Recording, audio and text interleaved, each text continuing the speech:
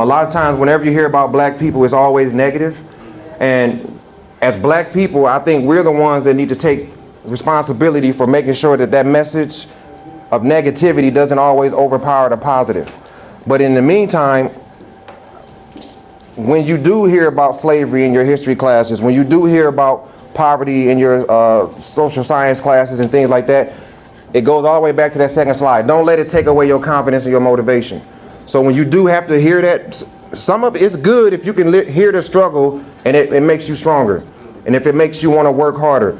But if you're listening to negativity and it's taking away your energy, you need to find a way not to think about it or find somebody to talk to about it. Thank you, sir.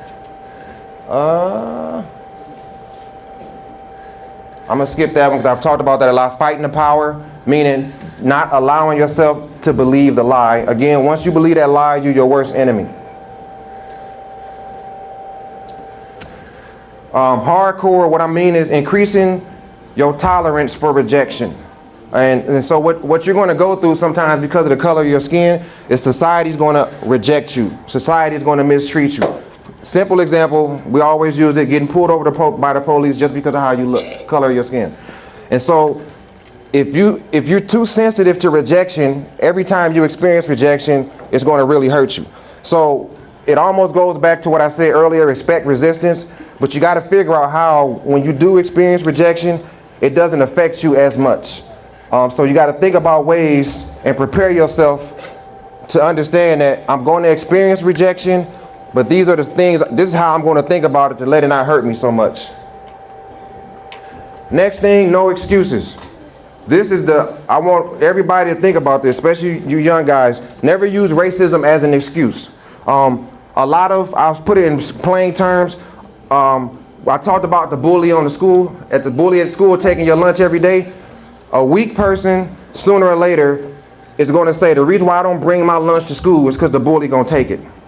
That makes sense? And they're going to use that as an excuse. Instead of saying, I need to get stronger, I need to learn how to fight, I need to take some classes or do something, they're going to stop trying. They're going to stop bringing a lunch to school and they're going to stop trying to eat. And so, as it relates to racism, never allow racism as an excuse for why you don't do your homework, why you don't try, why you don't go the extra mile, why you don't give a full effort. Because otherwise, you'll never get better. Entitlement. Entitlement basically means that you think that somebody has to give you something. So sometimes, example is as a kid, and which is legitimate, sometimes you feel like you're entitled to your mom to cook you breakfast or lunch or dinner, right? Because she my mom, she's supposed to cook my food. That makes sense. But sometimes there are some black Americans who say, well, because racism is always taking things from me and has taken things from my people, then they ought to give me what I need for my vision. Does that make sense? And so what I tell guys is this: when I define a man as a person that takes responsibility for their vision and even the visions of other people. The opposite of a man is a bum. The one thing a bum does not do is take responsibility. He always wants somebody to give him what he needs to survive or give him what he needs to live a decent life. And so never had that entitlement spirit. Since we in church, I guess I say spirit. Never have an entitlement spirit, because you'll never work that hard and you always wait for people to give you something. And if the system does give you something, it'll be just enough to survive. It'll be just enough, using that water analogy, for you to stay alive, but it won't be what you really need to thrive.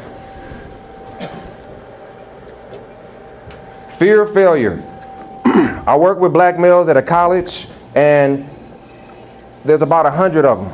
And at the end of every semester, we talk about what are your challenges in life? What are your challenges in school? And this is the most common theme: the fear of failure. The fear that I'm going to try, I'm going to work, I'm going to give all I got, and somehow it's not going to work out. And it's reasonable to have a fear of failure when you live in a society that has always told you you're not enough. Sooner or later, you're going to lose. Why even try?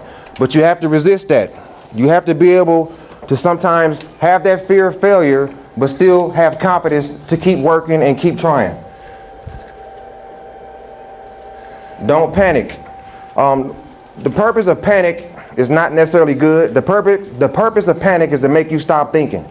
So we all been in moments where we kind of just panicked and we probably did something stupid. If we had a little more time to think about it, we would have made a more strategic next step. But panic causes you to do things that you shouldn't do. And so one of the things about racism is that sometimes it can cause you to panic. And what you want to make sure that you do is not panic, but you take the time to think about what should I be doing. You talk to other people, let them know this is my situation, how would you approach it?